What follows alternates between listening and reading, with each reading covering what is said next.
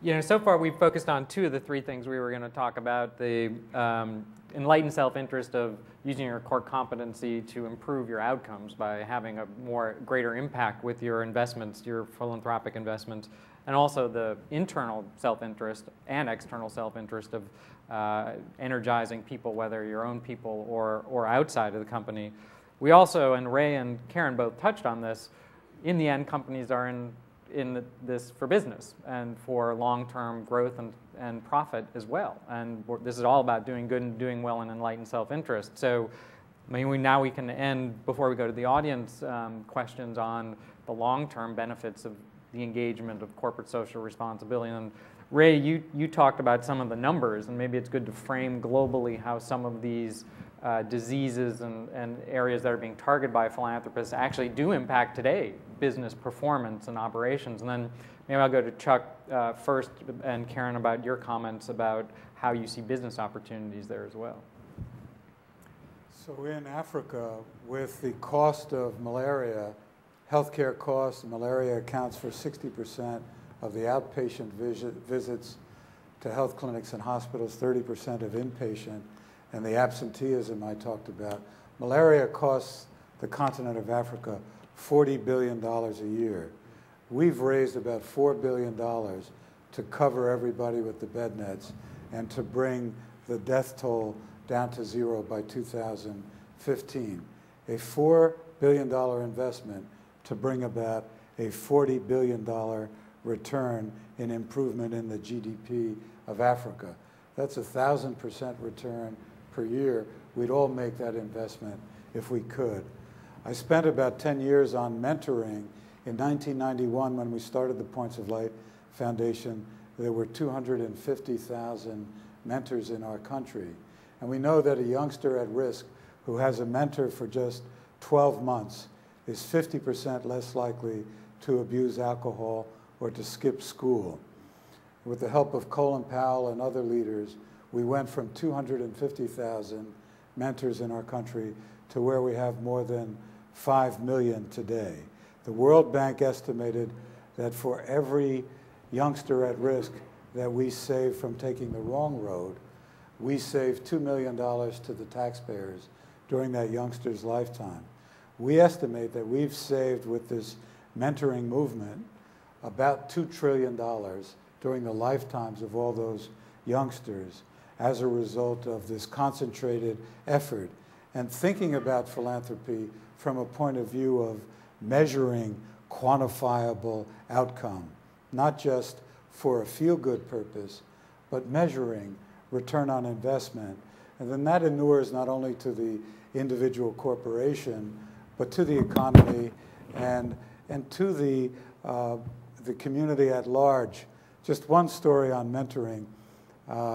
As part of my effort to help rebuild the city of Newark after we built a world-class performing arts center, I had the not-so-bright idea of building a sports arena. And in order to do that, the governor insisted that I buy the New Jersey Nets and the New Jersey Devils, which was such a bad mistake. In the process, I had gotten to know the players on the New Jersey Nets, all looking for business guidance and mentoring. So this one particularly outgoing player and I had dinner one night, and he wanted to be mentored, and I agreed to do it. And he was so excited, he went home that night and called his father and said, "Daddy, I met our new owner, Mr. Chambers, and I want to be just like him. I want to be a philanthropist." And his father said, "You can't." And this fellow said, "Daddy, why not?" He said, "Because we're Methodists." And for a Catholic institution. Chuck and Karen, we're going to end with some specific examples going from that bigger picture of the impact to specific examples in your companies of where, Chuck, I remember distinctly you telling me after your first trip to Africa, you had no idea the business opportunities in Africa. Could you talk a little bit about that? And then Karen and Desiree, if you want to conclude with some comments. to us, because of the magnitude of the problem and the project that we were about to embark on, that this not be a foundation or a corporate giving kind of program. So to craft how it fit within the business units of Warner Brothers was key for us to be even involved in the overall program, and to see that there would be some advantage to this whole effort of getting behind the HIV-free generation. Target for HIV-free generation is simple. It is to cut the infection rate in target countries 50% in 5 years. Challenging target, absolutely challenging target. But we have the same kind of challenging target every week when we release a movie or get a television show on one of the networks.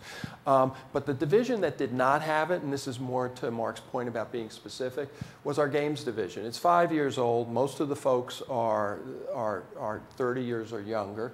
And they are on the cutting edge of what entertainment will be. At least we believe that within our company, and other studios believe that too.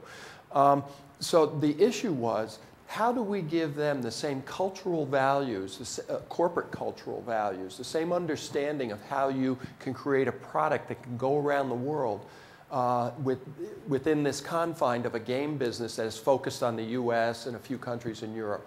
And what we did is, as I laid this out with our team, what we realized is that we profile every movie that we put out. We make alternate scene shots so that they can be culturally acceptable in the countries we sell to. We do it for every one of our television shows. Now, some people call it censorship. We call it good marketing, because the company has been doing this since the 1930s. And there are multiple versions of the same movie, even if it's worldwide distribution on the same day. There are different nuances that are built into the movies, even in the mix of the sound of background noise being pushed down in the European markets, and in the US brought up high against dialogue.